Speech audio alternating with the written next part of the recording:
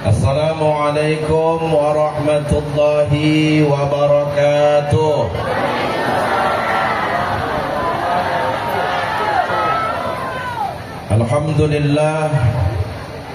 Alhamdulillahilladzi arsala rasulahu bil huda wa dinil haqq liyuzhirahu 'alad dini kullihi wa kafa billahi shahida. Muhammadur Rasulullah walladzina ma'ahu asyidda'u 'alal kuffar ruhama'u bainahum tarahum ruk'an sujada yabtaghuna fadlan minallahi wa ridwan simahum fi wujuhihim min atharis sujud. Ashhadu an la ilaha illallah wahdahu la syarika lah wa ashhadu anna Muhammadan abduhu wa rasuluhu alladzi la nabiyya wa rasula ba'dah. Allahumma salli wa sallim wa barik ala sayyidina Muhammad wa ala alihi wa sahbihi wa man tabi'ahu ila yaumil qiyamah. Amma ba'du, yang sama-sama kita muliakan Bapak Wakil Bupati Kabupaten Rokan Hilir, Bapak Johnny Charles BBA MBA. Yang sama-sama kita muliakan Bapak Wakil Ketua DPRD Kabupaten Rokan Hilir. Yang sama-sama kita muliakan pimpinan Forkopimda Kabupaten Rokan Hilir yang berhadir malam hari ini. Yang kita hormati Ketua OPD di lingkungan pemerintah Kabupaten Rokan Hilir.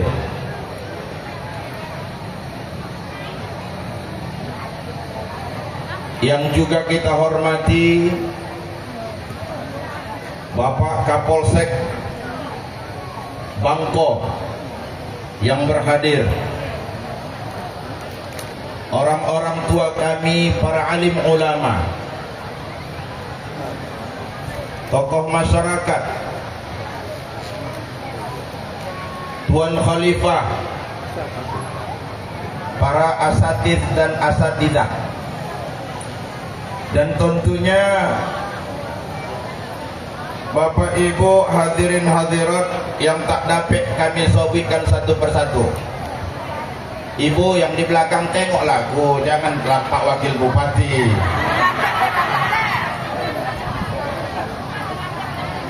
Memang Pak Wakil Bupati ganteng. Kalau dibandingkan dengan aku, seboleh dua bolehnya sebenarnya.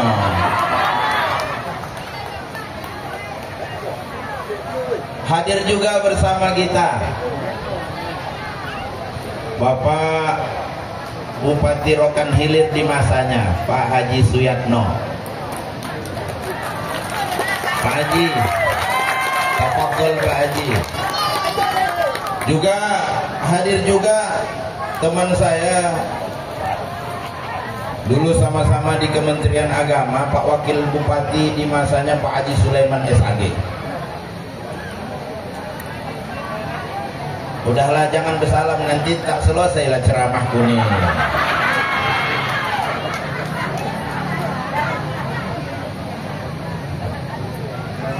Bapak Ibu, mari kita bersyukur kehadirat Allah Subhanahu wa taala yang telah melimpahkan rahmat, nikmat, karunia yang tak terhingga kepada kita. Salawat dan salam kita hadiahkan kepada ruh junjungan alam Nabi kita Muhammad sallallahu alaihi wasallam. Allahumma salli ala Sayyidina Muhammad wa ala ali Sayyidina Muhammad. Bapak Ibu, sebelum kita melanjutkan tausiah, saya mohon keikhlasan kita bersama untuk membacakan sepaling Al-Fatihah yang seumpama ada pahalanya kita hadiahkan kepada almarhumah Ibunda Hajjah Basariyah binti Datuk Hamzah. Ala hadhihi niyyah Al-Fatihah. A'udzu billahi minasyaitonir rajim. Bismillahirrahmanirrahim. Alhamdulillahi Rabbil Alamin Ar-Rahmanir Rahim Maliki Yawmiddin Iyaka na'budu wa iyaka nasta'in Ihdinas siratal mustaqim Siratal ladhina an'amta alaihim Ghairil maghdubi alaihim waladdallin Amin. Allahumma ighfir laha warhamha wa'afiha wa'fu anha. Allahumma ij'al qabraha rawdatan min riyadil jinan ولا تجعل قبرها حفرة من حفر النيران واجعل الجنة مثواها برحمتك يا أرحم الراحمين. اللهم انقلها من ضيق القبر واللحود إلى جنتك جنات الخلود وإلى ظل ممدود وماء مسكوب وفاكهة كثيرة لا مقطوعة ولا ممنوعة بفرش مرفوعة مع الذين أنعمت عليهم من النبيين والصديقين والشهداء والصالحين وحسن أولئك رفيقا ذلك فضل من الله وكفى بالله عليما والحمد لله رب العالمين. Bapak, Ibu, hadirin hadirat jamaah yang dimuliakan oleh Allah, malam hari ini kita kembali berkumpul di depan halaman kantor BPKAD Pemerintah Kabupaten Rokan Hilir dalam rangka menyemarakkan syiar agama, merayakan Maulid Nabi Muhammad sallallahu alaihi wasallam di tahun 1447 Hijriah 2025 Masehi. 2025 Masehi. Semoga kiranya peringatan Maulid yang kita taja mendapatkan berkah dan ridha Allah Subhanahu wa taala. Bapak Ibu, Maulid yang kita laksanakan malam hari ini bukan sekedar peringatan lahiriah saja, tetapi haruslah menjadi momentum untuk melihat kembali tauladan-tauladan yang diajarkan Nabi kita Muhammad sallallahu alaihi wasallam. Dan tentunya kita harus menumbuhkan kesadaran, menghadirkan ketauladanan yang diajarkan Nabi di tengah-tengah kehidupan kita. Inilah saatnya kita menyelami akhlak mulia Nabi Muhammad sallallahu alaihi wasallam. Inilah saatnya kita mampu mengambil hikmah perjalanan kehidupan Nabi. Kita jadikan sebagai cahaya yang menuntun langkah kaki kita di tengah-tengah kehidupan alam dunia yang fana dan singkat ini. Jadi Bapak Ibu, kita berkumpul malam kau bukan sekedar menghadirkan fisik kita saja, tapi kita hadirkan hati kita.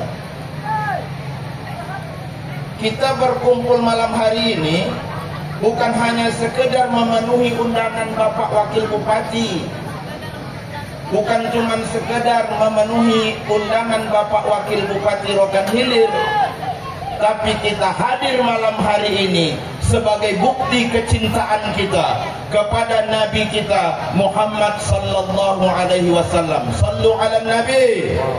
Allahumma salli ala salatullah. Sama-sama. Salamullah ala Taha Rasulillah. Semangat Ibu.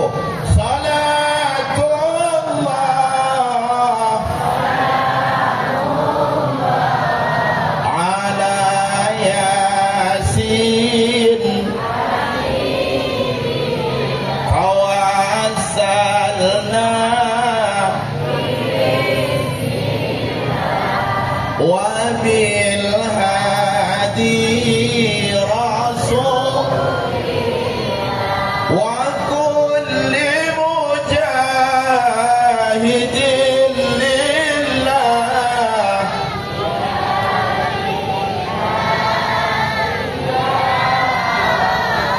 bi ahlil badriyah.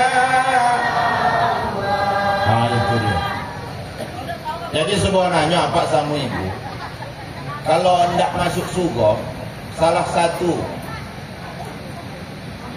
penyebabnya itu mendapatkan syafaat Nabi. Syafaat Nabi itu biar kita dapatkan banyak-banyak bersolawat. Tadi ibu yang membacakan berjanji, kan di pangkalnya kan disobotkan al-jannatu wa na'imuha sa'adu liman yusalli wa yusallim wa yubarik alaih. Apa maknanya ibu? Jangan pandai menyawi aja.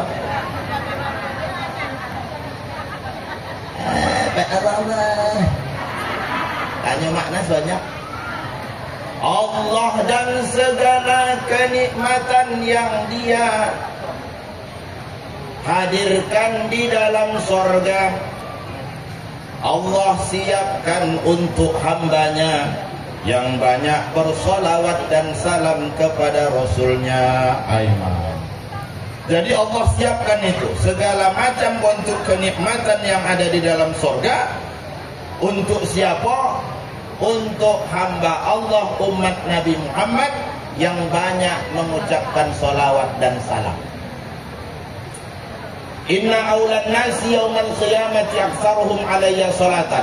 Sesungguhnya hamba Allah yang utama yang mulia di hari akhirat nanti adalah hamba Allah yang banyak mengucapkan salawat dan salam.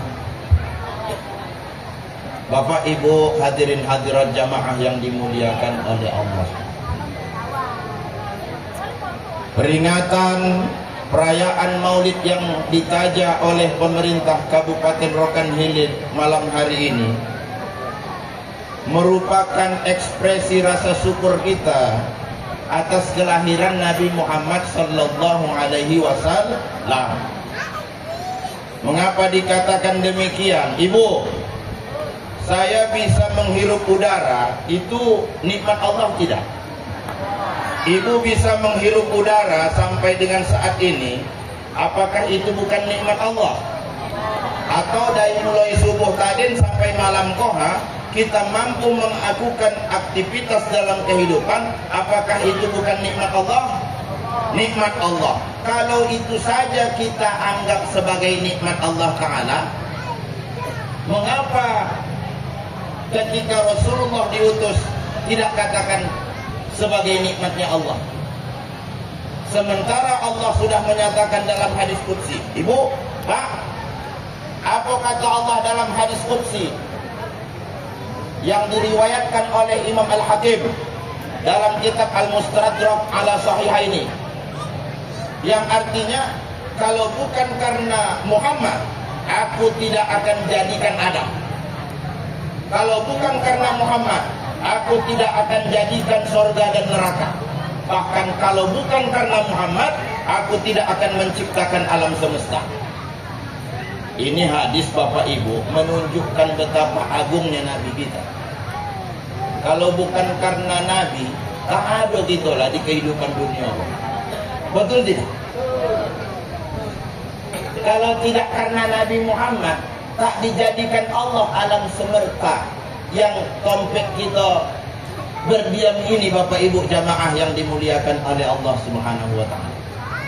Maka mensyukuri kelahiran Nabi adalah satu keniscayaan bagi kita hamba Allah umat Nabi Muhammad sallallahu alaihi wasallam. Kemudian apa sama Ibu? Kalau kita cuba mengkorelasikan, menghubungkan antara hadis qudsi tadi dengan firman Allah Ta'ala yang berbunyi wa ma khalaqtul jinna wal insa illa liya'budun, yang artinya aku tidak sekali-kali menciptakan bangsa jin, bangsa manusia kecuali agar mereka menyembahku. Antara hadis qudsi tadi dengan firman Allah ini, Pak Ibu, memiliki keserasian dia, ada hubungan.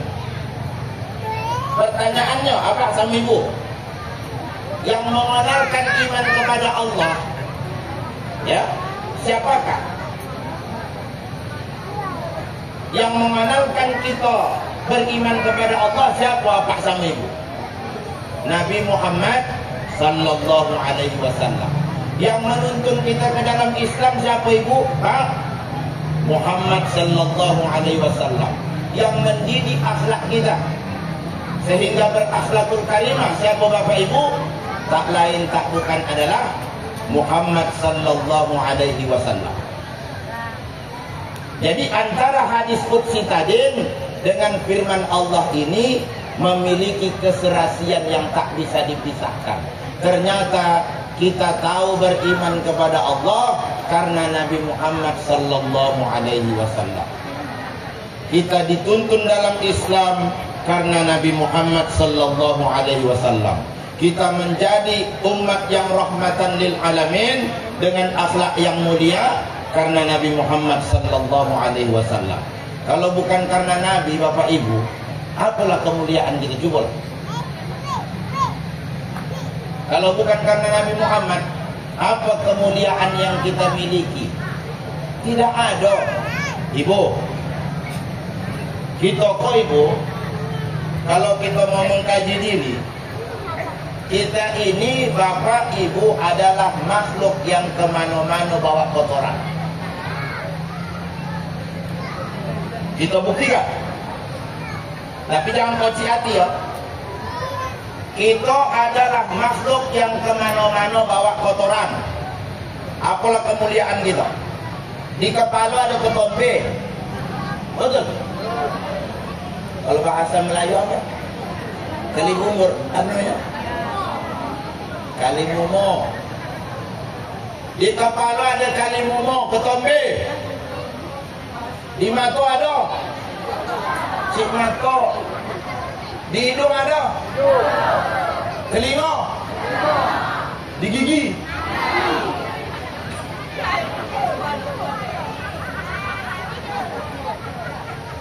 Belum lagi di stasiunnya tuh. Apalah mulianya kita Pak sama Ibu? Kita adalah makhluk yang kemana-mana bawa kotor. Bahkan kalau kita nak mengkaji diri lebih dalam lagi, kita kok makhluk-makhluk tanah nah yang diciptakan Allah. Laqad khalaqnal insana min sulalatin min tin, kata Allah. Aku jadikan kalian dari saripati tanah.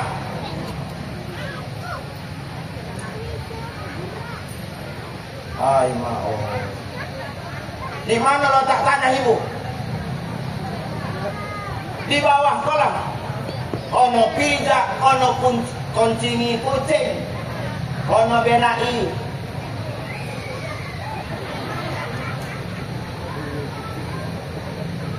Jadi betul apa yang dikatakan Pak Wakil Bupati tadi. Kemuliaan itu tidak dilihat dari pangkat dan jabatan. Kemuliaan itu tidak dilihat dari harta kekayaan. Tapi kemuliaan itu dilihat dari bagaimana kualitas iman kita kepada Allah dan ketaatan kita kepada Allah Subhanahu wa taala. Itu dia. Itulah yang diajarkan Nabi Muhammad sallallahu alaihi wasallam. Ya Pak sama Ibu. Makhluk tanah kita kan. Kalau tidak tahu Ibu, Ibu tercipta dari tanah apa? Ibu api pekojo pagi nah. Kan berkeringat. Kalau Ibu cium agak pahit bau Ibu, itu tanah gambut. Bahan penciptaannya tanah gambut. Kalau agak masam, tanah merah.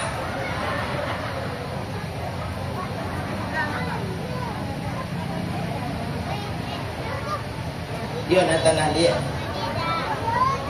Kalau asyik berkelahi, asyik berkelahi saja. Tanah sengketa. Laqad khalaqnal insana min sulalatin min tin, tsumma ja'alnahu nutfah. Lalu dari saripati tanah tadi kata Allah, aku jadikan kalian nutfah sperma. Lalu nutfah tadi diletakkan di dalam fi qararin makin, tempat yang kokoh, itulah rahim seorang wanita. Pak,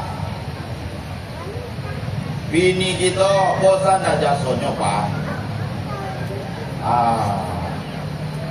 Di rahimnya lah kita tompetkan bibit keturunan kita.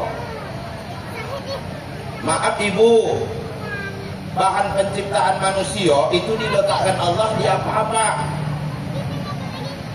Itu acuannya. Minta izin ya. Memang begitu ketetapan Allah. Makanya apa-apa kalau setiap malam Jumat mau ngocok-ngocok pintu, tok-tok-tok, assalamualaikum, ibu baca Yasin, Bismillahirrahmanirrahim, Yasin. Apa mau ngocok pintu? Shadaqallahul azim. Mengapa bang? Hendak menyampaikan titipan Allah. Karena Allah memang titipkan bahan penciptaan manusia itu kepada laki-laki. Ditempatkan di dalam rahim seorang wanita.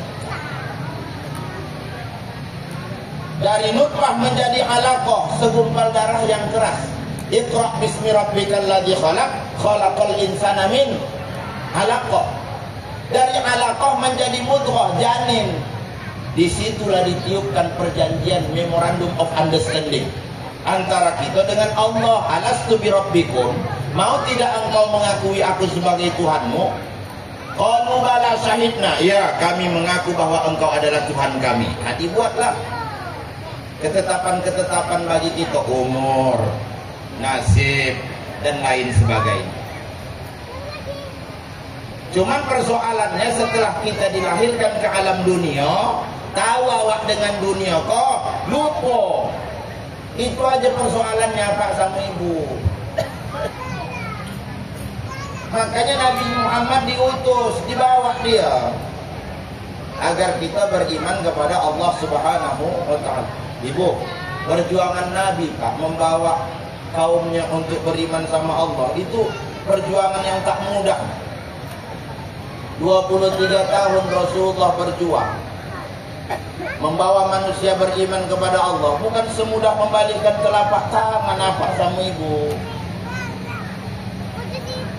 Kita bisa melihat bahwa sebelum Nabi diutus, bangsa Arab itu kan sudah punya keyakinan.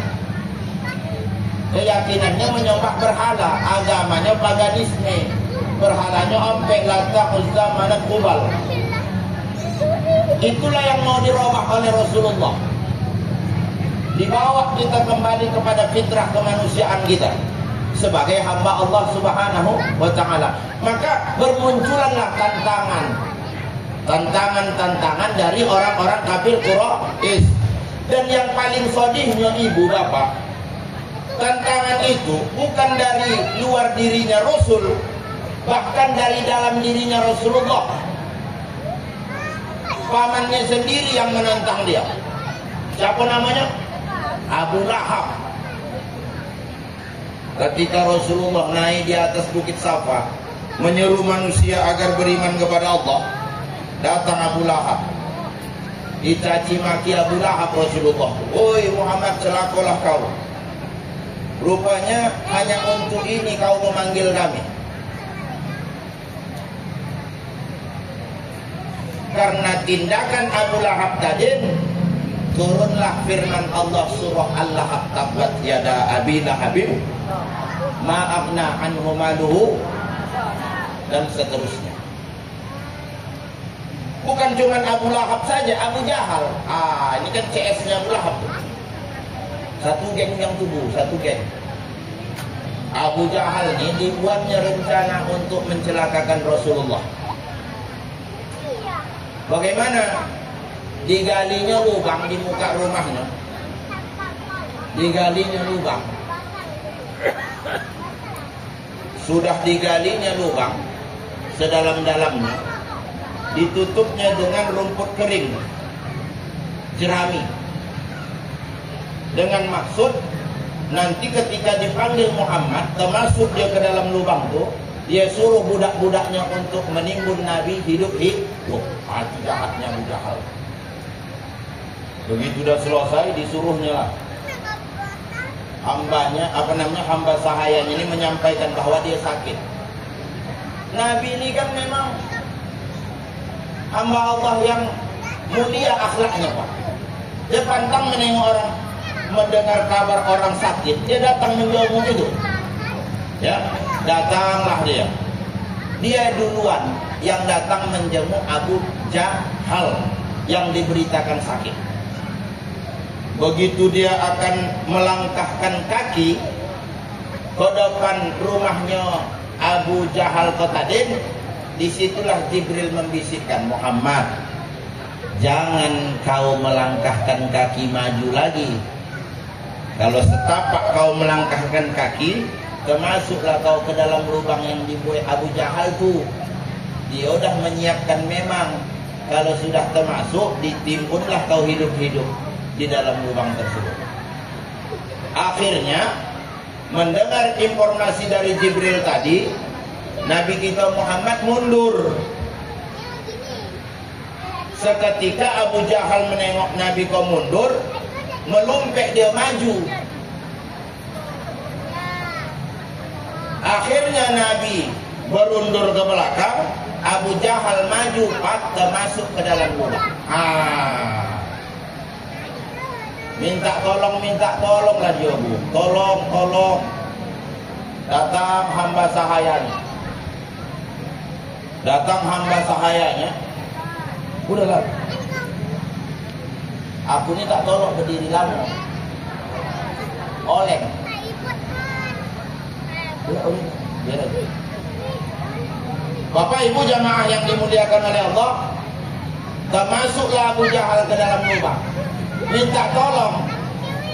Notif hamba sahayanya menjulurkan tali, tak sampai-sampai nah tali kok. Tak sampai-sampai Pak tali. Diturunkan galah begitu juga tak sampai-sampai. Terakhir apa kata Abu Jahal? Itu salsa udah jopuklah Muhammad tu lain. Dia yang bisa mengeluarkan aku.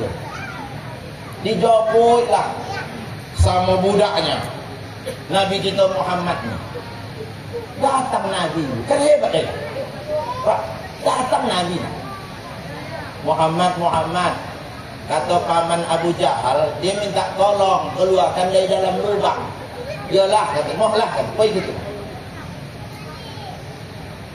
Kalau ibu dibuat begitu, tidak datang lagi. Apa? Ibu. Apa kata ibu juga? Oh, mampu dari situ. Ya kan? Nabi kita Pak datang, Pak.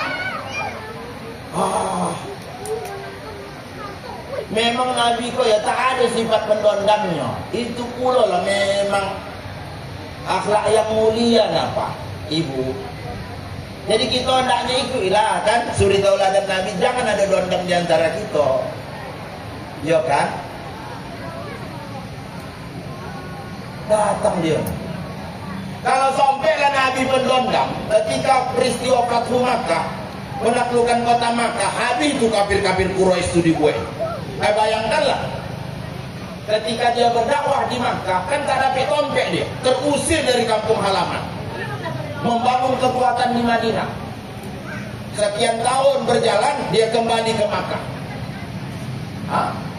Ajab itu kalau sampai dia pendondang, mainlah podang doang. Tapi tidak, Rasulullah tak begitu sifatnya. Hendak dicelakoi Abu Jahal dia, minta tolong Abu Jahal, datang dia, datanglah dia, ditengoknya lah di dalam lubang Abu Jahal minta tolong. Dibuat kesepakatan, kalau ku tolong paman mau masuk Islam. Kata Abu Jahal mau. Tidak pakai tali, tidak pakai galah, tangan saja yang dijulurkan Nabi. Tua angket, keluar Abu Jahal kau dari dalam lubang. Tapi begitu sudah diselamatkan, jangankan masuk Islam, jangankan berterima kasih, Apa kata Abu Jahal? Hebat engkau Muhammad. Sihir apa yang engkau gunakan? Imam oi. Kono fitnah pula Nabi nih. Jangankan masuk Islam, jangankan berterima kasih, malah disebut Abu Jahal. Sihir apa yang engkau gunakan Muhammad? Hambaku tadi dijulurkan tali tak sampai, dijulurkan galah tak sampai, sedangkan engkau cukup pakai tangan saja. Sihir apa Muhammad? Inilah manusia yang memang tak ada utaknya. Udah ditolong, tidak menepati janji, dan tidak berterima kasih. Ada tidak yang model itu kini? Bukan aku menjawab ya. Ada. Oh, maoi. Ditompek di toko banyak. Oh, maoi.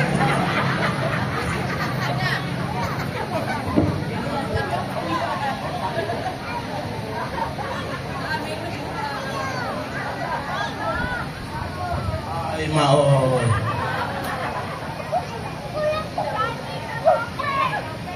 Kan itu yang terjadi. Abu Jahal tadi.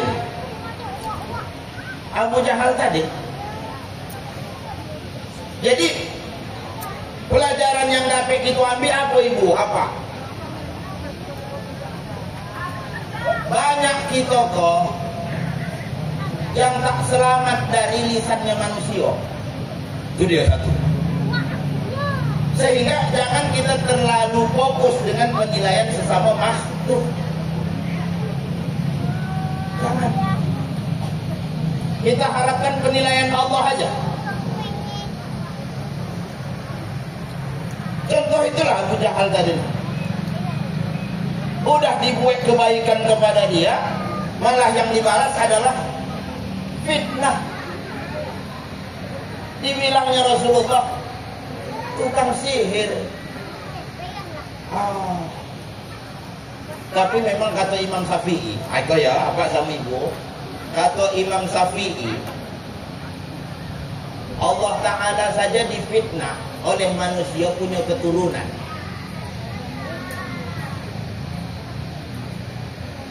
Ya Abang Dari ya kan? Allah Ta'ala saja difitnah manusia punya keturunan. Makanya turun surah Al-Ikhlas. Qul huwallahu ahad, Allahus samad, lam yalid wa lam yulad, wa lam yakun lahu kufuwan ahad. Nabi Muhammad saja yang begitu kemuliaan akhlaknya, kono fitnah tukang sihir.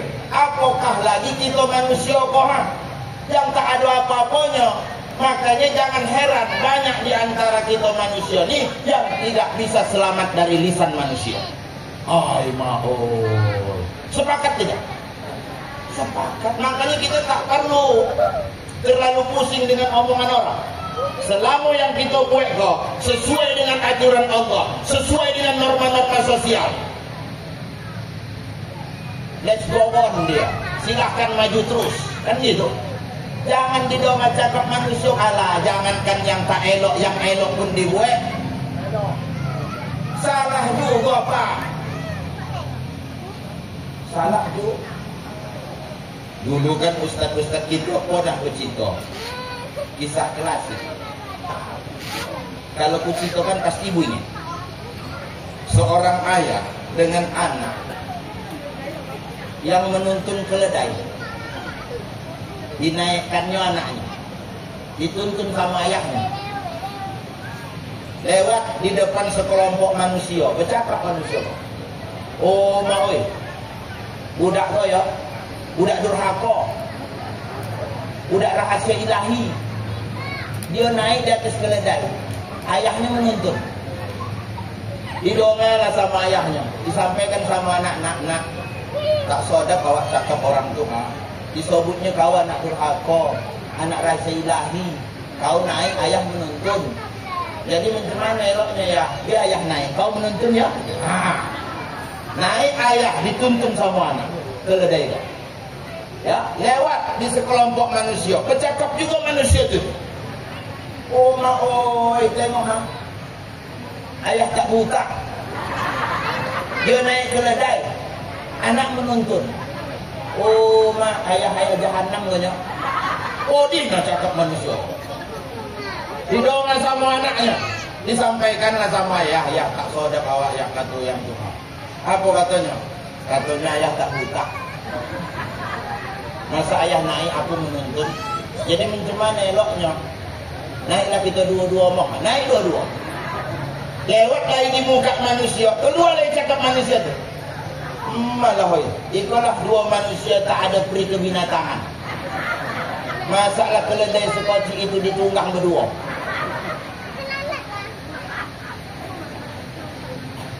Mendongeng itu tak saudara turunlah kita berdua. Kita tuntun aja leko mohon. Dituntun keledai kopak. Lewat dia di muka manusia. Salah juga itu. Oh itulah dia manusia paling hamba. Paling bodoh. Ada kendaraan tak ada dinaiki. Betul tidak? Terakhir gorang.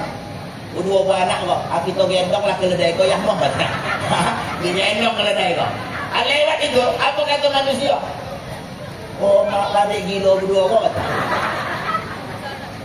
Artinya apapun yang kita buat, kalau standar penilaiannya manusia, seriusnya apa sama ibu? Oh nengok itu. Makanya Nabi kita kan udah dibilangnya,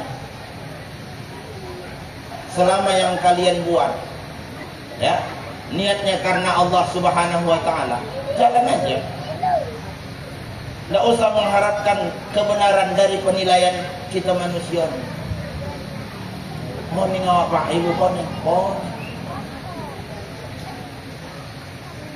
kurang mulia apa Nabi kita? Kau fitnah. Oh mak Nabi kita tuh banyak sahabat yang mendeskripsikan sosok Nabi kita Muhammad. Dan yang paling mendetail itu riwayat Ummu Ba'dah.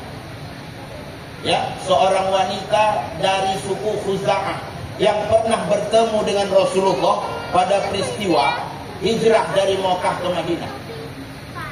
Apa kata Ummu Ba'dah? Aku melihat seorang laki-laki yang bercahaya. Hai, Rasul kita bercahaya lagi. Wajahnya bersinar. Ui maoi. Nabi kita tuh paling ganteng apa sama ibu, kalah Nabi Yusuf. Nabi Yusuf tuh kegantengannya 50% itu dibandingkan Nabi kita. 50%. Dibandingkan pula dengan kegantengan apa-apa yang ada di malam tuh. Tak ada tidak. Dikumpulkan awak jantan tuh sedunia. Seperempatnya pun tak sampai. Bersinar wajah Rasul. Kulit putih, menyelopak putih. Oh maaf. Hitam di bola matanya ini hitam pekat, rambut hitam pekat, sebahu. Akhlaknya lembut mulia.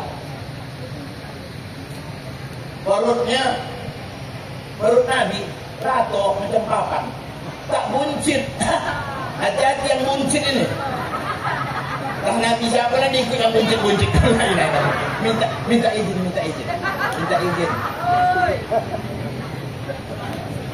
Perut Nabi itu six pack. Umatnya one pack. Alah. Itu di masa Umar bin Khattab kan pernah dia berjumpa dengan yang buncit. Mak mengamuk dia pak. Iko boy buncit kok ya. Isinya kok penyakit kata Umar bin Khattab.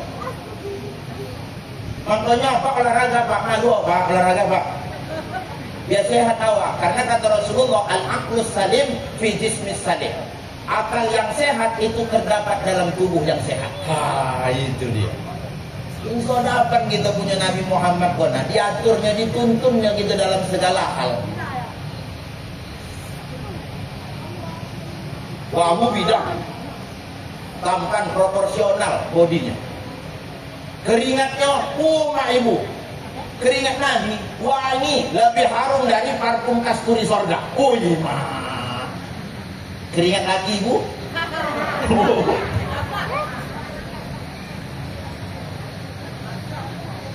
Keringat lagi gitu bu. Masam pahit nano-nano lah bu. Cuman yang salah ibu juga. Aku minta izin lah, ibu kurang perhatian. Apalah salahnya? Ibu tahu keringat laki awak masam. Perawatan laki kok tak banyak dong udah. Ya cuman duanya, minyak rambut satu, ya ubek ketiak satu. Terus tepuk tangan lagi. Aku tak ada ambil tepuk tangan. Tak sebanding dengan orang ibu. Orang ibu ya perawatan bodak aja lah ya. Alas bodak, bodaknya, ya, tunernya, cleansernya, colaknya, tahap apa nama. Makanya kalau ada poi ha menunggu bini kok mak jolak nah jolak.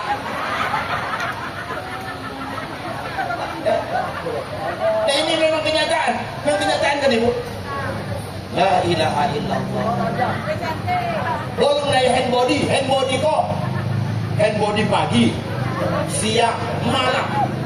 Kalau kami kok haram hand body tak ada loh. Jadi sebenarnya kalau begitu kenyataan lagi awak, ibu ambil peran. Kalau ibu belanja body kan ada minyak rambut. Tak cukup duit merek Gatsby, ya kan? Boleh minyak rambut Anco, ya kan? Nah, kalau ubek ketiak kok, kalau yang agak hebat body shop, ya kan? Tak cukup di body shop, Rexona. Hah? Apa? Andalah. Dan kenapa ibu juga yang sona? Betul tidak? Tak cukup duit beli Rexona, Hipka yang topong tu nak topong. Topong ha. Tapi kalau kau nak kat Mardiah topong koyo, hitam nak ketiak kau. Oh, tawas di blender itu sambungan. Iko kalau baju dinas warna putih kuning sih warna kuning. Nah, bola ibu. Seharusnya ibu janganlah begitu. Ibu, kami bukan tak bisa merawat diri kami. Sorry loh ya bu ya. Bisa kami bu, tapi setelah menikah sama ibu, yang ada di otak kami cuma satu, mencemano menafkahi ibu, mencemano menafkahi anak. Ibu harus tahu itu. Kasihanlah sama kami, para suami koha. Di situlah letak keberadaan istri itu. Tahu ha, masam laki awak, bolehkanlah ubek ketiaknya, bolehkan minyak rambutnya. Alah, ibu tak usah ragu dengan kami koha. Insya Allah kami setia, ya kan? Rawat kami kok. Ibu sangka kami tak pandai merawat. Sebelum dapet ibu, maaf ya, sebelum dapet ibu, apa-apa kau buayo nah buayo muaro, Pulau Tuan Sek. Begitu dapet ibu berubah jadi cocak. jadi cocak. Merayap aja baca lah. Sodihnya ya Allah. Yang sodihan kami jantan bola. Dilantak bini yang tak tahu diuntung kok. Seriusnya. Bukan kami tak bisa mengurus diri, bisa. Cuma yang ada di benak kami mencemana memboi makan ibu, mencemana memboi makan anak, tukang langgang. Apalah salahnya ibu kalau belanja? Ya Allah, masam bodikan lah Rexona. Iko kadang ibu kalau beli baju ya, haram kok ingat bolikanlah singlet lagi. Tengok singlet lagi awak, pocah-pocah, ada pocah-pocah. Iko bergulung kalinya kok. Kuyak-kuyak. Jangan tanya dia, itu lah kadang salah bini. Udah kutanya Pak Ustaz, katanya tak apa-apa. Laki itu sogan membilang iyo. Bolikan aja lah. Iko kadang ya singlet kok kuyaklah di siko, karena baju sebelah luarnya lah, tak nampak lah singlet yang kuyak itu, ya kan? Iko kadang karet pocah, tak simetris lah itu, tak simetris. Kombang sebelah kanan, kuncup sebelah kiri. La ilaha illallah. Parah nah betul. Jadi keringat Nabi itu lebih harum dari parfum kasturi semua. Ailiu Nabi itu menjadi penawar pisau. Memang istimewa Nabi di toko apa kamu. Abu Bakar ketika dalam pelarian bersama Rasulullah hijrah dari Mekah ke Madinah, kan istirahat dalam gua sur. Karena letih Rasulullah tertidur dia di pangkuan Abu Bakar. Ketika Rasulullah tertidur di pangkuan Abu Bakar, datanglah ular. Dipijak sama Abu Bakar, wah. Takut mengganggu tidur Rasulullah, dipatu ular kakinya, tak. Menjalalah pisau ke seluruh tubuh. Sedikit pun Abu Bakar tidak bergerak, wah. Karena takut terganggu tidur Rasulullah. Itu hebatnya. Memang Abu Bakar kawan sejati, Pak. Kawan sejati. Tidak bergerak sedikit pun. Padahal ular kok mematuk dia pisau udah menjalar.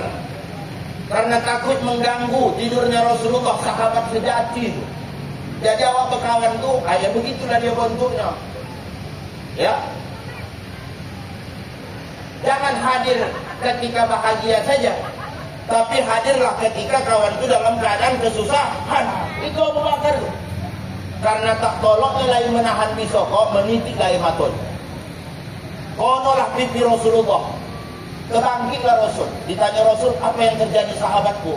Tengok ular mematuk kaki Abu Bakar. Ditawa pakai air liu Rasulullah. Botak. Hilang pisau itu. Apa bisa mencoba? Air liu apa? Bisa golak. Kono cotok lipan ibu kok di nyawa nah. Mengaku bongkak kok ha?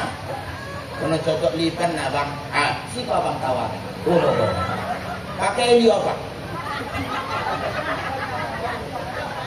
Lumpuh ibu kok. Lumpuh. Oh bang oi. Kalau tahu biji kau bang usah ditawa lagi bang. Bongkak lah masih bisa aku berjalan. Gara-gara tawa liu abang lumpuh. Usaha hendak ya bu. Mengapa bisa lumpuh? Karena kadang apa-apa kodai mulutnya banyak dosa. Oh macam lah. Rasulullah tuh kalau bercakap sikit aja dia, yang penting-penting aja. Kalau laki awak kan, kalau udah bercakap tuh ngomong ya, membahas soal pemerintah udah lah. Dia mulai masalah politik, sosial, budaya, ekonomi, lengkap. Terakhir bini uyak. Kau dia ngopi tu, kita cerita lagi. Apa tak tambah lumpuh kawan tu?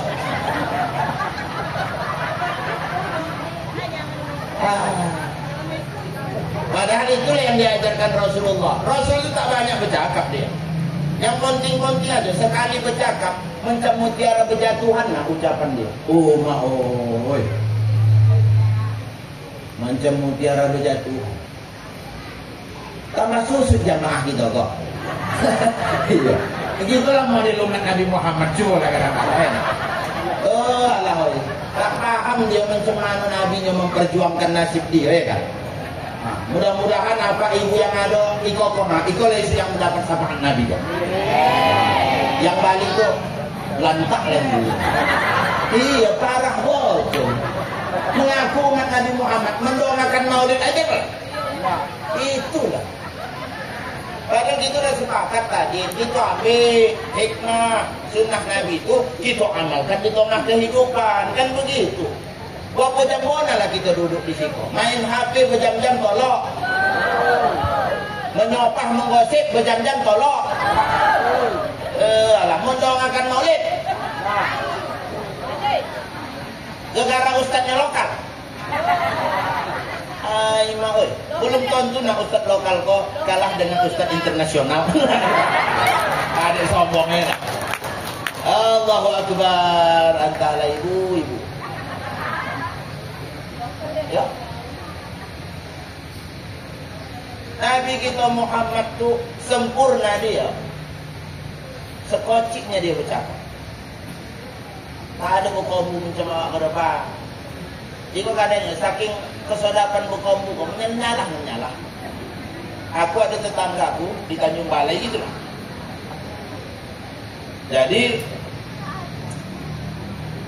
anaknya kok merantau. 20 tahun baru balik. Setelah dia balik, berjumpa dengan ayahnya. Tak diakui ayahnya dia. Ya, anak ayah ini. Oh, tak ada anakku kau. Tak pernah aku sama kau. Anak ayahku ini. Bertahun aku merantau. Tidak. Kalau memang betul kau anakku, mau kita buktikan, kata ayah. Macam mana caranya? Kamu kita ke tepi sungai Asahan. Dibawa ayahnya kok, anaknya kok ke tepi sungai Asahan.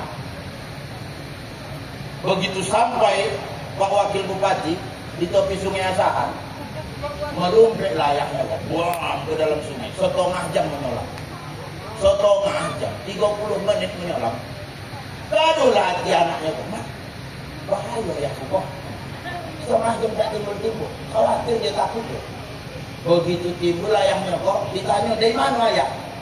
Dari dalam minum kopi aku tadi. Muah, minum kopi gitu. Aman dong minum kopi melumpek puluh anaknya pak menyolam. Ompek 10 menit pak. Kalah 10 menit ayahnya. Giliran pula lah gaduh ayahnya. Khawatir. Ada budak kota ini tak timbul-timbul. Begitu setelah 40 menit timbul, ditanya ayahnya, dari mana kau? Membayarkan kopi ayah tadi. Dipoluknya lah anaknya.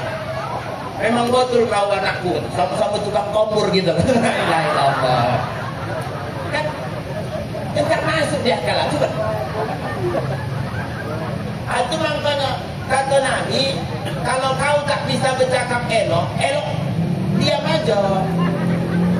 Masuk dia ke laut, setengah jam minum kopi dalam sungai Asahan. Melumpek puluh anaknya, 10 menit membayarkan kopi ayah. Tapi itulah memang, itulah tandanya tadi anak kita tadi sama-sama tukang kompor. Rata-rata kita orang pesisir nih, Jakomnas, juara kompor nasional. La ilaha illallah. Minta izin ya Pak Sami. Nabi itu kalau dari dekat dia dilihat, menawan dia. Dari jauh menggeleng menengok dia. Begitulah kesempurnaan Nabi kita Muhammad sallallahu alaihi wasallam. Itu pun kono fitnah juga. Sama Abu Jahal. Apalagi kita payah nyawa selamat dari lisan manusia. Apa ibu jamaah yang dimuliakan oleh Allah? Diajarkan iman kepada kita. Dengan segala macam bentuk perjuangan, halangan, rintangan, tantangan, caci maki. Banyak sekali ujian cobaan yang dihadapi Rasulullah dalam membawa kita beriman kepada Allah. Dan itu hikmahnya bagi kita. Kalau hari ini kita dicaci oleh orang, dimaki oleh orang, slow aja. Rasulullah dulu begitu juga di Buya. Santai aja. Kalau hari ini kita ditinggalkan oleh orang-orang yang kita cintai, Rasul dulu lahir ayahnya meninggal, 6 tahun usianya omaknya juga meninggal, 8 tahun atuknya meninggal, sekian puluh tahun pamannya Abu Thalib meninggal, bahkan istri kesayangan dia Khadijah binti Khuwailid yang selama ini menjadi donatur perjuangan Rasulullah meninggal. Orang-orang yang dicintai meninggalkan dia. Kalau kita juga diuji seperti itu, Rasulullah juga pernah. Udahlah, jangan terlalu larut. Memang ujian itu pasangan hidup awak, hubungan itu biasa itu.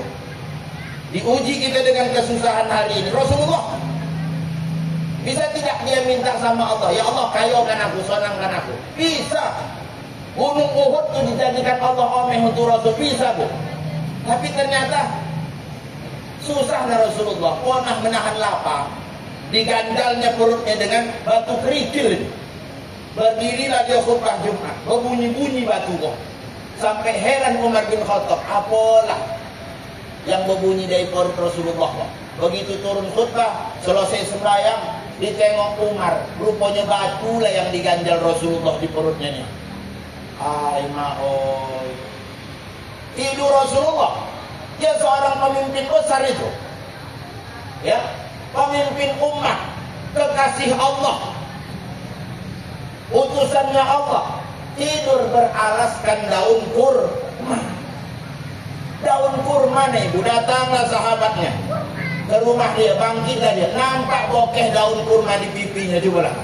Hai mak, menangis nih sahabat. Mengapalah begitu bonai Rasul? Apa kata Rasulullah? Aku ingin hidup dengan kesederhanaan, menampilkan kesederhanaan agar umatku di kemudian hari nanti tidak berpoya-poya dengan kehidupan dunia. Karena berat pertanggungjawabannya, kata Rasul. Poek pertanggungjawaban dunia apa nah ibu? Berapa lama bona kita hidup di siko, ya kan? Iko maaf ya, aku sekarang kok berdiri di hadapan calon-calon jenazah itu.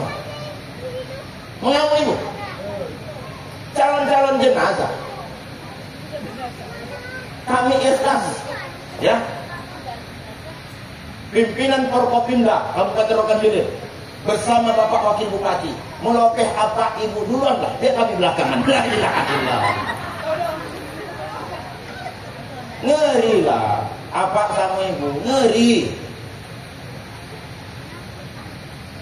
Macam mana sayangnya Rasulullah berjuang menyelamatkan kita di detik-detik terakhir kehidupan.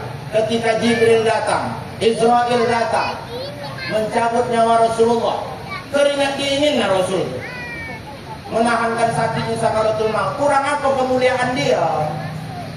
Dia kekasih Allah, dia utusan Allah, dia nabinya Allah. Dosanya udah tak ada. Surga itu tidak boleh dimasuki nabi rasul yang lain kecuali dia yang duluan. Tapi begitu proses sakaratul maut, kesakitan dia.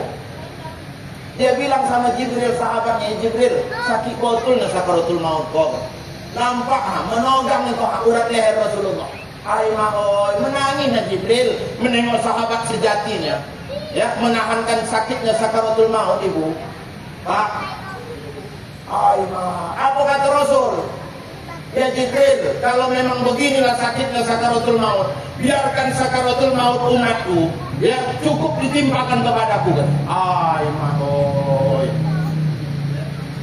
Kalau beginilah sakitnya sakaratul mautnya Jibril, biarkanlah sakaratul maut umatku cukup ditimpakan kepadaku. Jangan mereka yang merasakan sakitnya. Ada cinta orang begitu sama Pak? Ada tidak cinta orang di dunia ini yang sebesar itu kepada kita? Laki aja. Laki awak. Lah cinta lah ibu. Sakaratul maut ibu. Paling dibisikkan ke telinga ibu, copeklah. Ditalkinkan ibu dengan kalimat copeklah. Assalamualaikum. La ilaha illallah. Berdiak mata abu, oi makbul. Di terakhir ucapan Rasulullah, ya, siapa yang dia seru itu? Pak, siapa yang dipanggilnya? Di akhir ucapan Rasulullah tuh, ya, siapa yang dipanggilnya? Ummati, ummati, ummati, umatku, umatku, umatku. Hai maoi. Bukan Aisyah istri tercintanya yang dipanggilnya, bukan Fatimah putri kesayangannya yang dipanggilnya. Itu nabu malam kok. Itu pun kadang kita kok tak tahu diuntung. Oh lu mabi mau itu balik. Jangan disampaikan. Tahu diuntung tidak itu? Bahkan ibu, cinta kasih sayang Rasulullah tidak terbatas ruang dan waktu. Bukan cuma di dunia ini saja dia perjuangkan kita selama 23 tahun. Nanti di akhirat, ketika kita dikumpulkan di padang mahsyar, di hari la yanfa'un malun wala banun, di hari tidak ada lagi manfaat harta kekayaan, sanak famili, kerabat dekat, kecuali kita yang datang ke hadapan Allah dengan hati yang suci. siap mempertanggungjawabkan segala bentuk kelakuan kita selama di dunia. Syafaat Rasul itu yang kita dambakan. Datang dia ke hadapan awak di tengah-tengah rasa ketakutan dan kekhawatiran. Matahari sejongkal di atas kepala, sehasta. Oh maoi. Datang dia ke hadapan kita. Ya. Dengan sebuah telaga. Hadis qudsi itu. Telaga Al-Kautsar namanya. Apa kata Nabi? Wahai umatku, sini kalian. Minumlah air dari telaga Al-Kautsar. Kalau kalian bisa minum air dari telaga Al-Kautsar ini, niscaya ya rasa haus yang mencekik tenggorokan kalian hilang selama-lamanya. Wah. Mau dapat minum air dari telaga Al-Kautsar tuh? Ada ciri-cirinya, Bu. Atau Nabi, ciri-ciri umatku yang dapat minum air dari telaga Al-Kautsar, mereka datang dengan muka bercahaya, tangan bercahaya, kepala bercahaya, kaki bercahaya, karena bekas air wudhu mereka waktu hidup di alam dunia. Banyak-banyak ibu berwudhu, jangan berbodak. Ibu terlalu fokus dengan outer beauty. Ibu, jangan terlalu fokus dengan outer beauty, kecantikan sebelah luar.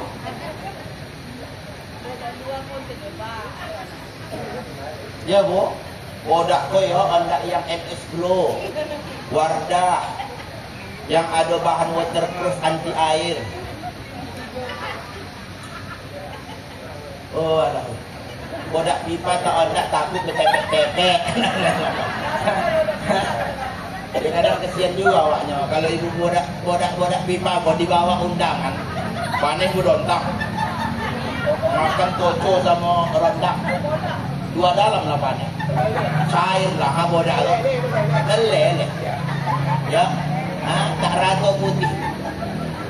Aku pernah undangan, aku tengok ibu macam ini. Suami kamu yang mau dedek tengok muka ibu tu mengapa? Macam buah kundur. Macam buah kundur. Tak rata putihnya, la ilaha illallah. Ya kalau ada duit tabur dapat bolehkan lah. Ya kan, kalau cantik bini awak kan mogah juga hati awak, ya. Tak apa-apa. Ya Bu, tapi jangan terlalu fokus. Sebab sekoncang apapun ibu merawat kecantikan sebelah luar, itu tidak akan mampu melawan proses penuaan. Isu usia 60 udah kiwir-kiwir lagi. Kiwir-kiwir. Macam mana pun mahalnya bodak, kiwir-kiwir. Maka ibu harus fokus terhadap inner beauty, kecantikan sebelah dalam, hatinya digolong.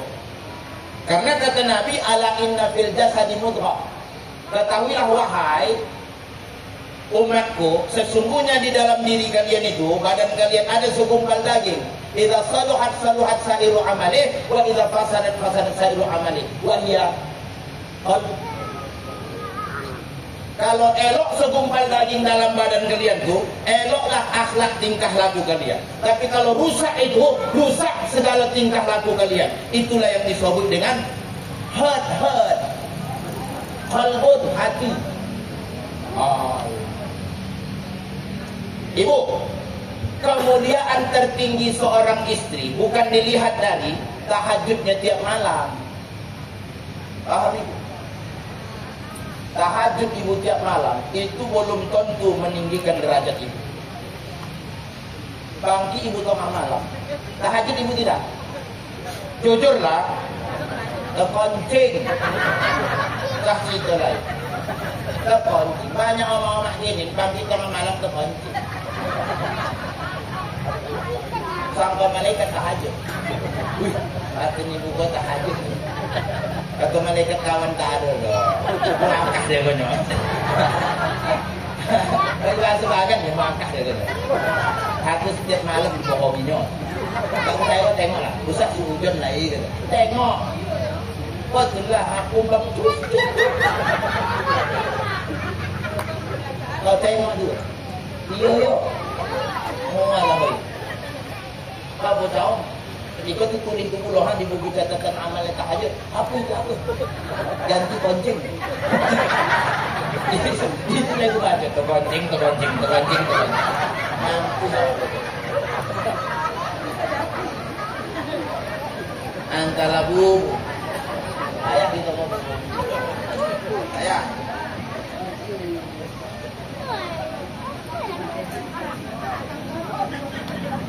Derajat tertinggi seorang istri bukan karena bisa menghatamkan Al-Quran seminggu sekali. Tidak ibu.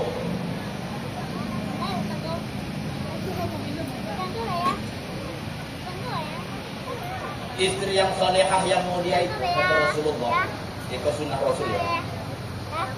Bukan kepentingan kita, kepentingan ibu. Kalau dilihat suami wajahnya menenteramkan hati suami, itulah. Loti laki awak bekerja di luar rumah. Balik potang ditengok-nengok muka ibu, bininya. Tenang hatinya, acuh. Itu derajat tertinggi seorang istri. Cuman kalau mengikut Rasul, Pak, Rasul itu sebelum balik dia dari tompet kojo, itu dia mandi dulu, sehingga dia ke masjid mandi. Wah, sehingga dia begitu dia balik harum dia. Soalnya belum boleh kan? Apa tak mandi? Ya, bau kok pahit. Songan lah hidung ibu, songan. Macam mana tak sonyong? Tapi sonyong jangan. Yang penting bahagia hatilah. Apalah salahnya? Berbohong untuk kebahagiaan lah. Oh, mak lagi ku balik. Wanginya ya Allah. Ya. Yang belakangi ibu dia muntah ibu. Jangan dimuntah dia, kesian awak. Ya kan? Itu sunnah Rasul. Ya bu, Rasul itu kalau dia sebelum balik dia mandi dulu bersih-bersih. Awak mah dari laut belum lah rumah lambut. Bogor. Dan main orang datang.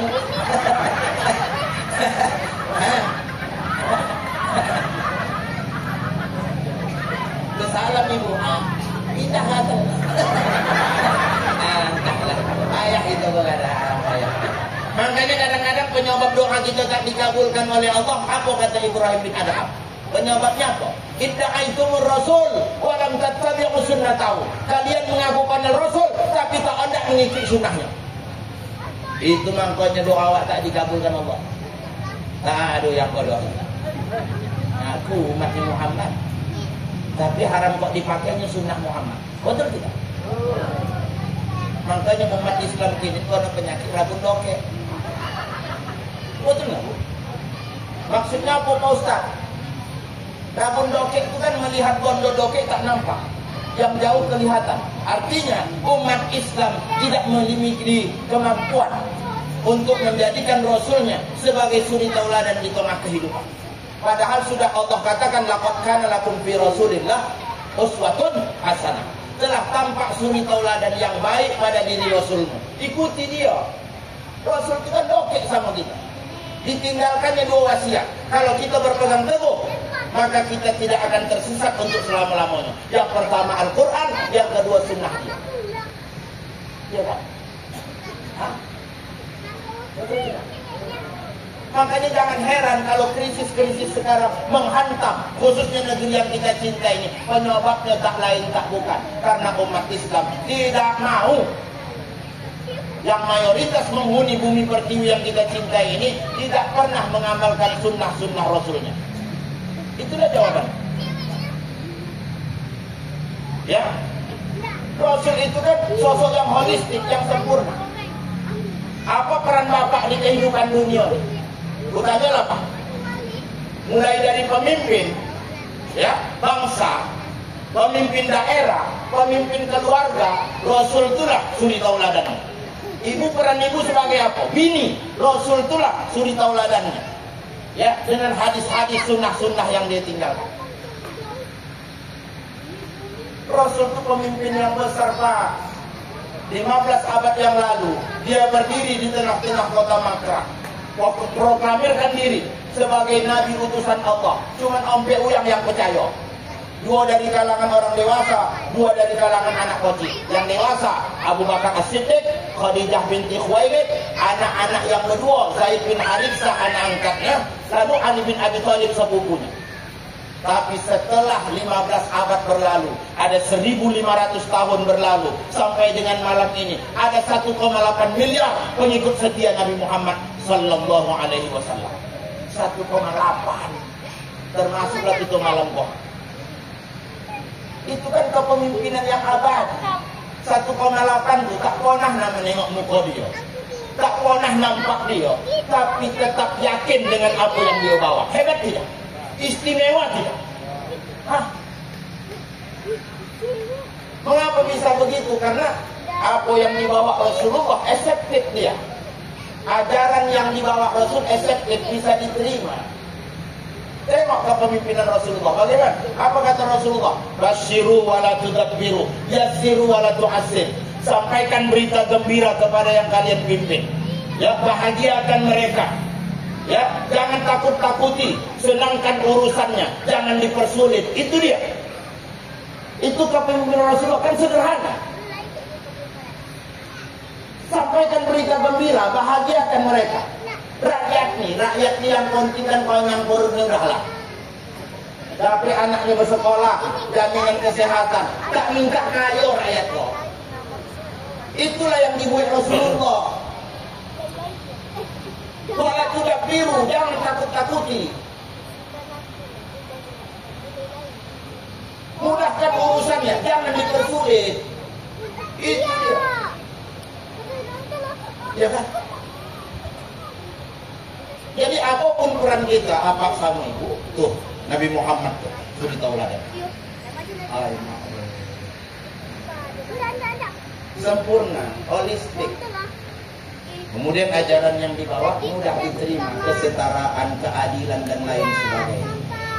Hukum ditegakkan berdasarkan prinsip keadilan. Jangan tajam ke bawah, kumpul pakai. Kan itu yang nampak kita saat sekarang ini. Ya, yang salah salahkan, yang botul botulkan. Jangan yang salah dibotulkan, yang botul disalahkan. Apa ini kenyataan apa sama ibu? Tengok Rasulullah bagaimana menjamin keadilan hukum. Apa kata Rasulullah? Lau anna Fatimah binti Muhammadin saraqat laqata'tu yadaha. Kalau tidak kalian penyebab bangsa-bangsa terdahulu dibinasakan Allah karena keadilan tidak ditegakkan di tengah-tengah kehidupan mereka. Kalau yang salah orang kaya, hukum tidak ditegakkan. Kalau yang salah pejabat, hukum tidak ditegakkan. Tapi kalau yang salah rakyat jelata, orang miskin, hukum ditegakkan sekeras-kerasnya. Demi Allah, kata Rasul. Ini ya Bu, ini kata kuncinya Pak. Demi Allah, kata Rasulullah. Seandainya putri kesayanganku Fatimah binti Muhammad yang mencuri, aku sendiri yang memotong tangannya.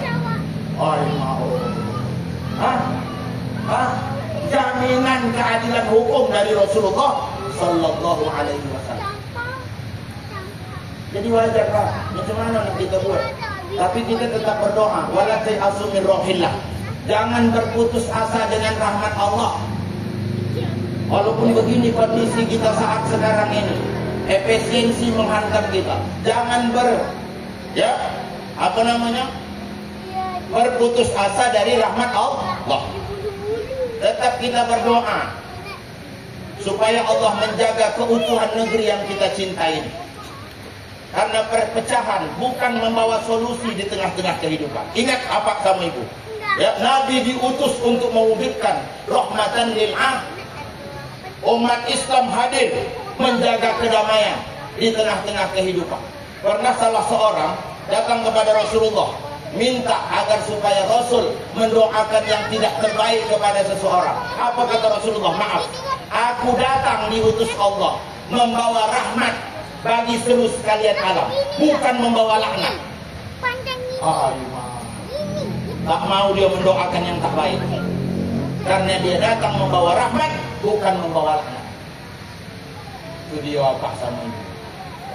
Jadi jamaah yang dimuliakan oleh Allah, mumpung Allah masih memberikan kesempatan sama kita, kesempatan umur, belum sampai Israel itu ke kita, isilah umur tersebut dengan prestasi-prestasi ketaatan kepada Allah.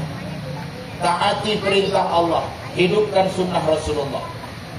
Karena itulah modal kita nantinya memperoleh keselamatan hidup, bukan cuma di dunia ini saja, tapi juga di akhirat nanti. Semoga kiranya kehadiran kita malam hari ini dapat menumbuhkan kesadaran untuk menghadirkan sunnah-sunnah Rasulullah di tengah-tengah kehidupan. Karena ternyata di depan kita ada suri tauladan yang sempurna, Bapak Ibu. Ikutilah dia. Dialah Nabi kita Muhammad sallallahu alaihi wasallam. Jangan diikuti suri tauladan orang-orang yang tak tahu kita datangnya dari mana, yang tak tahu kita dia bersumberkan apa dan lain sebagainya. Mudah-mudahan kita yang berhadir malam hari ini istiqomah di jalan Allah, istiqomah menjadi umat Nabi Muhammad. 15 abad yang lalu Rasul pernah menangis rindu dia. Aku rindu kepada umatku, katanya. Kata sahabat, bukankah kami umatmu ya Rasul? Bukan, kalian sahabatku. Lalu siapa umatku ya Rasul? Umatku mereka yang tak tahu dengan aku, yang tak pernah berjumpa dengan aku, tak tahu bentuk rupaku macam mana, tapi tetap setia dengan apa yang telah kubawa. Kalau Rasul saja ibu apa rindu sama kita, masa kita tak rindu sama dia? Hah? Berjuang menyelamatkan kita keluar dari belenggu kebodohan jahiliyah, dibawa beriman kepada Allah, dituntun masuk ke dalam Islam, agama yang didesain oleh Allah penuh dengan keselamatan, diajarkan akhlak yang mulia, menjadi umat yang terbaik, sehingga Allah katakan dalam Al-Quran, kuntum khaira ummatin ukhrijat linnas ta'muruna bil ma'ruf wa tanhauna 'anil munkar. Kalian adalah umat terbaik yang diutus oleh Allah Ta'ala, yang tugasnya menyeru pada kebaikan, mencegah orang lain berbuat kemungkaran, serta beriman kepada Allah Ta'ala. Mudah-mudahan label itu tetap senantiasa bersemayam dalam diri kita. Amin. Amin ya Rabbal. Terima kasih ya Pak sama Ibu atas segala perhatian, ya, mau mendengarkan tausiah yang kami sampaikan. Kalau kami dianggap anak, kan tak salahlah sekali-kali anak menasihati omak dan ayah-ayahnya, betul tidak? Kalau kami dianggap sebagai adik, kan tak salahlah kalau sesekali adiknya menasihati kakak dan abang-abangnya. Ya, karena beginilah secara hakikat agama mengajarkan kita. Ad-dinun nasihat. Agama itu nasihat menasihati kita di dalam kebenaran Allah Ta'ala, nasihat menasihati kita di dalam kesabaran menapaki jalan menuju Allah. Kok banyak sekali halangan rintangan yang akan kita hadapi, tapi yakinlah ketika kita istiqomah di jalan Allah, ada kenikmatan surga yang menanti kita. Innal ladzina qalu rabbuna Allah tsumma istaqamu tatanazzalu alaihimul malaikah alla takhafu wa la tahzanu. Sesungguhnya orang-orang yang beriman mengatakan dia beriman kepada Allah, lalu dia istiqamah, Allah akan turunkan pertolongan-pertolongan dari malaikat-malaikat Allah Subhanahu wa ta'ala. Mohon maaf ya Ibu kalau ada hal-hal yang tak berkenan di hati ya Ibu. Kalau tak dapat banyak, sikit pun jadilah, ya. Diambil hikmah dari tausiah malam hari ini. Yang penting Al-Quran itu diamalkan, sunnah Nabi dipojokkan. Kita diberi potensi akal untuk berpikir, hati untuk memahami. Dengan itu pasti cukup kita sebagai modal menjalani kehidupan di alam dunia ini. Ini dunia tidak lama kita diam. Capek atau lambat kita akan kembali kepada Allah. Dan hidup ini bukan cuma nikmat karunia rahmat Allah, tapi hidup ini adalah responsibility, pertanggungjawaban. Allah akan mintai pertanggungjawaban dari setiap kita nanti. Makanya persiapkanlah, ya, bekal untuk menghadapi kehidupan yang akan datang.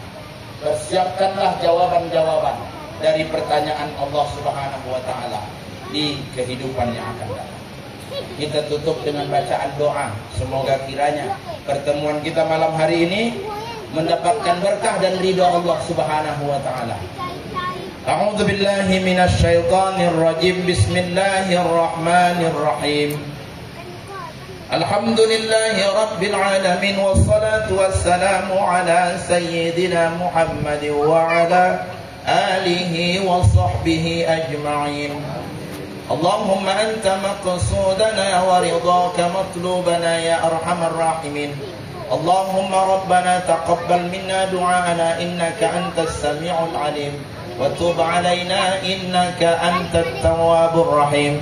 Allahumma ighfir lana dhunubana wa liwalidayna warhamhuma kama rabbayana shaghira wa li jami'il muslimina wal muslimat wal mu'minina wal mu'minat bi rahmatika ya arhamar rahimin.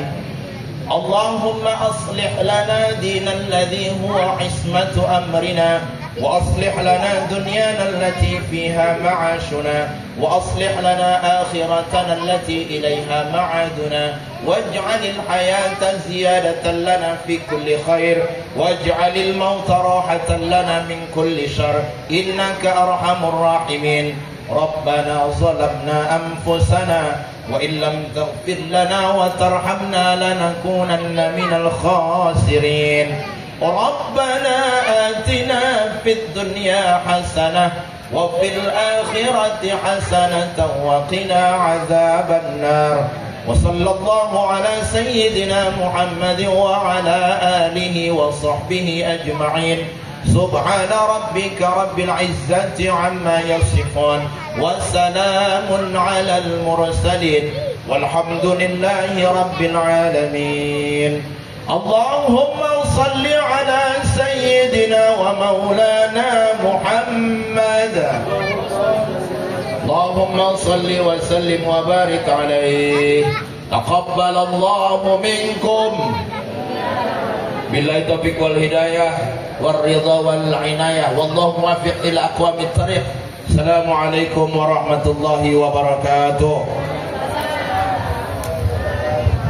Bapak, Wakil Bupati dan para jemaah yang dimuliakan Allah, dengan berakhirnya doa maka berakhir pula acara kegiatan Maulid Nabi besar Muhammad sallallahu alaihi wasallam. Kami atas nama panitia pelaksana dan pemandu acara mohon maaf jika terdapat kesilapan dan kesalahan kami dalam memandu acara ini. Akhir kalam, wabillahi taufiq wal hidayah. Assalamualaikum warahmatullahi wabarakatuh.